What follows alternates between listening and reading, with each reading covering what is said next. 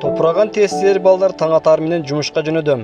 Жамгырдан кийин Ош базарды аралап өткөн каналдын жээгине желим бөтөлкөлөр топтолуп калаарын жакшы билишет. Бул жолу алар сай-сайлап бөтөлкө чогулткана баратышат.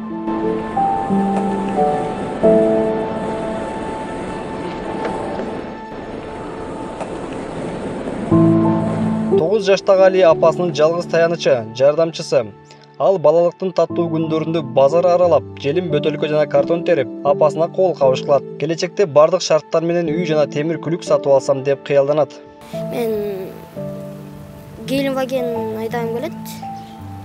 Андагы жана этаж үйлөрдү апаргым келет апамдарга. Ошо машина апаргым келет атама. Ошо. Мен баклажканы Ош базардан терем, анан жана мусорка жактардан терем. Анан бир күнүнө 300-400 сом табам. Анан кетип баратканда көркүлөр бар, баклажкамды алып коет. Уруп. Ошо. Баклажкаларды силер кайга алып барып өткөрөсүңөр, сатасыңар? Течеде бир байкел алат, ошо жерге өткөрөбүз. Лагерге бая балдар менен ойноп, атайын бардың беле көлгө? Жок, барган эмесмин бу жерде жок.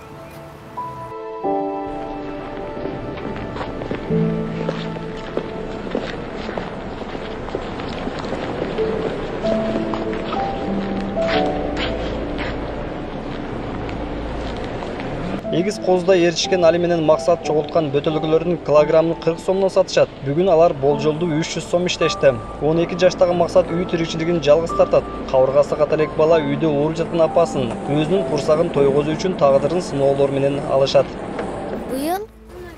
Быйыл бардыңбы? Барган жокмун. Жаштыгымда барганмын. Азыр барың келеби? Барым келет. Ойноп келим келет да.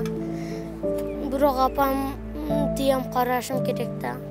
Апам ооруп жатса өзү.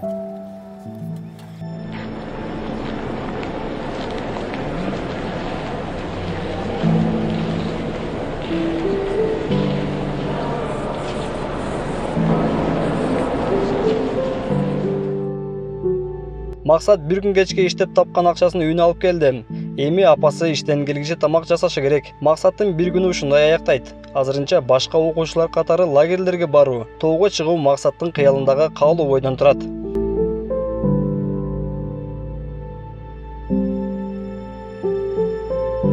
Бирок биздин каармандар экөө болгону менен мындай жашоо шартта күн кечирип келе жаткан өспүрүмдөр миңдеп саналат. Азыркы учурда жайкы эс алууларга алып барып жаткан тийиштүү мамлекеттик мекемелер, фонддор мына ушундай жашоо шартта жашаган өспүрүмдөргө көбүрөөк көңүл бурса, бул жеткинчектер үчүн чоң сүйүнүч болмок. Балдардын укугун коргоо багытында иш алып барган Назгүл Турдубекова балдардын эмгекке тартылышы күн санап өсүп жатканын айтып өттү. Эң негизги себеби бул жакырчылык.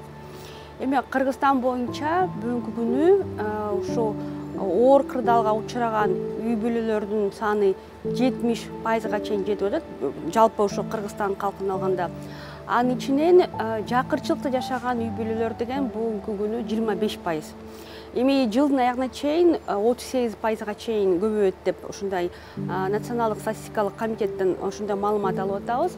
Эми ушу жакырчылык канчалык өссө, ошончолук ушу балдарды жанагы балдар эмгегине илинген балдар көп болот да. Ошончолук алар көбөйө берет. Себеп деген бүгүнкү күнү ушу ата-энеси иш орун таппаган үчүн алардын ушу үйдөгү азыктоо коопсуздугун мындай чечиш үчүн деген бүгүнкү күнү ушу өспүрүм балдар дагы чыгып ата-энеси менен чогуу биргелешип иштеп атышат да.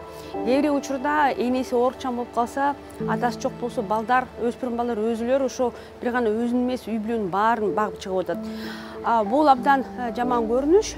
Себеп деген эгерде балдар канчалык мындай оор эмгек кылып, балдардын эмгегине көбүрөөк илинсе, ошончолук алардын психикалык жана физикалык ден соолугуна кадимкидей зыян келтирилет да. Кабыргасы ката электе оор жумушта иштеген балдар Бишкектин чет чекесинде авариялык бабалда турган үйлөрдө, суу, газ, электр жарыгы жетишсиз болгон жайларда жашашат. Өлкөдө ар бир 4-чү бала иштөөгө мажбур экени аныкталган.